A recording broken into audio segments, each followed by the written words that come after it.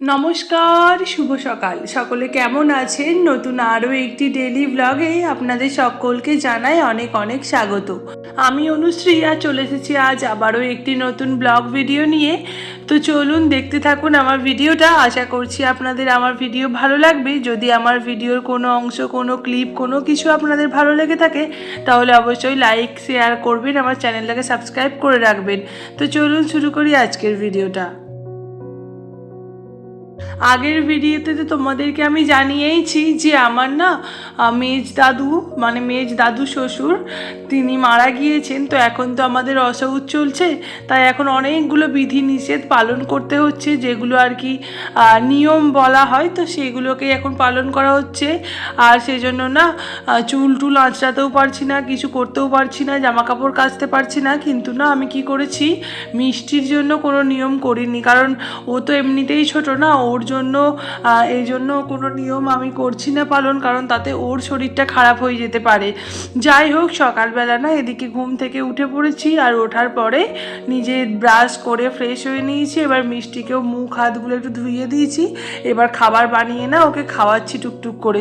খাওয়াতে তো বেশ অনেকটা সময় লাগে, প্রায় আধ ঘন্টার কাছাকাছি।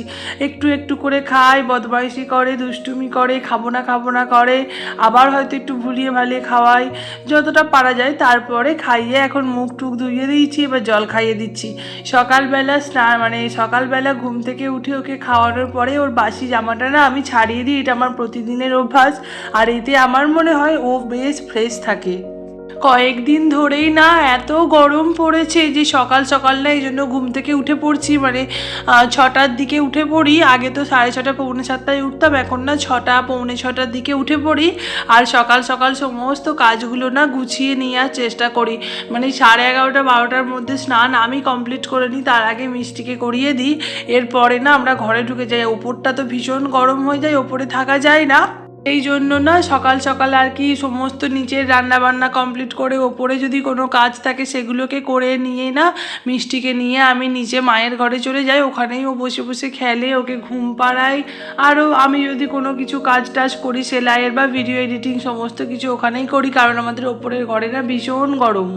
এখন না যেহেতু আমাদের সাদা তেলের রান্না খাওয়া হচ্ছে আর হলুদ ছাড়াও তো রান্না হচ্ছে, সেই জন্য না মানে তরকারিগুলো দেখতে একদম বিচ্ছিরি হচ্ছে। আর বেশি আমার বর বিশেষ করে মানে এটা ওটা কিছু খেতে পারছে না, তো বেশিরভাগ দিনই না এখন ওই আলু পোস্ত, কারণ মশলা দেওয়া রান্না তো সেভাবে করা যাচ্ছে না, সেই জন্য ওই আলু পোস্ত, ডাল এগুলোই করা হচ্ছে। প্রথমে না কি করলাম, কয়েকটা ঢ্যাঁড়স কেটেছিলাম, সেগুলোকে ভেজে দিলাম, আর তারপরে একটু মুগের ডালটাকে আর কি ভেজে নিলাম ভালো করে। মা ওদিকে কুকারে সিটি বসাতে দিয়েছে, এদিকে আমরা না বরবটি আলু পোস্ত করব। মা ওদিকে পোস্তটা বাঁটছে আর আমি এদিকে বরবটিগুলো ভেজে দিচ্ছি। এরপরে আমি চলে যাব মিষ্টিকে খাওয়াতে। ঘড়িতে না এখন 10:30 বেজে গিয়েছে, কিন্তু আজকে দেখছি মাঝে মাঝে রোদ বেরোচ্ছে, মাঝে মাঝে মানে ওয়েদারটা আর কি রোদ বেরোচ্ছে না, কিন্তু ভীষণ গুমোট গরম একটা আছে। যাই হোক, এদিকে না আমি সমস্ত জামা কাপড়গুলো তো অনেক সকালবেলায় কেচে রেখেছিলাম, কিন্তু তারপরে না মেলতে আসার আর সময় হয়নি। কোনো দিন শাশুড়ি মা মেলে দিয়ে যায়, কিন্তু আজকে না মায়েরও একদম সময় হয়নি, সেই জন্য একটু বেলা হলেও আর কি করা যাবে, আমিই মেলতে এলাম। আর যেহেতু এখন আমাদের বেশি কাচাকুচি হচ্ছে না, কারণ সার্ফে তো বেশি জামা কাপড় ভেজাতে পারছি না, শুধুমাত্র মিষ্টিরগুলো বাদ দিয়েই, তাই আমার জামাটা জল কাচা করে মিষ্টিরগুলোকে একটু অল্প সার্ফ দিয়ে থুবিয়ে কেচে নিয়েছি, কারণ মিষ্টির জামা কাপড় তো খুব একটা বেশি ময়লা হয় না, প্রতিদিনেরই তো কাচা, সেই জন্যই। এদিকে সমস্ত কিছু কেচে নিয়ে ক্লিপগুলো এঁটে দিয়েছি, কারণ আজকে না বাইরে ভীষণ হাওয়া দিচ্ছে। গরমকালে এই একটা দিক কিন্তু ভালো সুবিধা থাকে যে যতই গরম পড়ুক, যদি হাওয়া দেয় তাও অনেকটা শান্তি লাগে, কিন্তু যখন ওই ভাদ্র আশ্বিন মাসের দিকে হবে না, তখন কিন্তু এই হাওয়াটা থাকে না, তো ভীষণ গুমসুনি একটা গরম থাকে, ওই সময়টা আরও কষ্টকর আমার কাছে, এটা আমি জানি না কার কাছে কেমন। যাই হোক, এদিকে তারপরে তোমাদের সঙ্গে দেখা হচ্ছে স্নান করার পরে।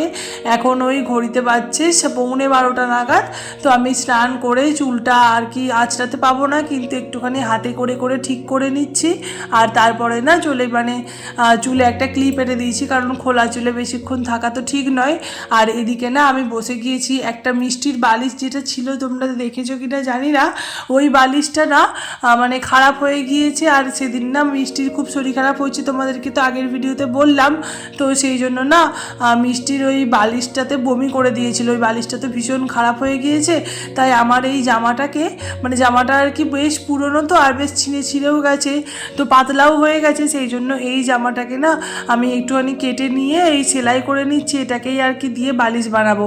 আগের যে বালিশের তুলোগুলো ছিল আমার এই তুলোগুলোকেই দেবো, আর সঙ্গে না আর একটা বালিশ আছে, সেটা মিষ্টির একদম ছোটোবেলাকার। আর এই বালিশগুলো না আমার পিসেমশাই দিয়েছিল, উনি তো পুজো করেন, তাই উনি আর কি পুজো করতে গিয়ে পান, তো সেখান থেকেই মিষ্টির জন্য জমিয়ে রেখেছিল। তারপরে মিষ্টি হবার পরে সেগুলোকে দিয়েছিল 3-4টে মতো বালিশ। তো আমার কাছে এখন আপাতত 2টো বালিশ আছে, ওই যে একটা ছোটো মতো সাইডে আছে দেখছো, এই তুলোগুলোকে দিয়ে দেখবো যদি এই খোলটা ভরে যায়, বালিশটা যদি পূর্ণ হয়ে যায় তাহলে ওটা আর কাটবো না, কিন্তু যদি না ভরে তাহলে না ওটাকে কাটবো। আর ওইটার ভেতরে যে তুলোগুলো আছে সেগুলোকেও ভরে দেবো, কারণ অত ছোটো বালিশ তো মিষ্টি আর মাথায় দিতে পারবে না, সেই জন্য একটু বড় হলে ওর সুবিধাই হবে। যাই হোক, এদিকে সমস্ত তুলোগুলোকে না একটু ছোটো ছোটো করে ছিঁড়ে নিয়েছি। তুলোগুলো আর কি তুলো তো ছেঁড়াই, খালি একটু হালকা করে হাতে করে ছিঁড়ে নিয়েছি, যাতে সুন্দরভাবে নরমভাবে সেট হয় ভালো করে।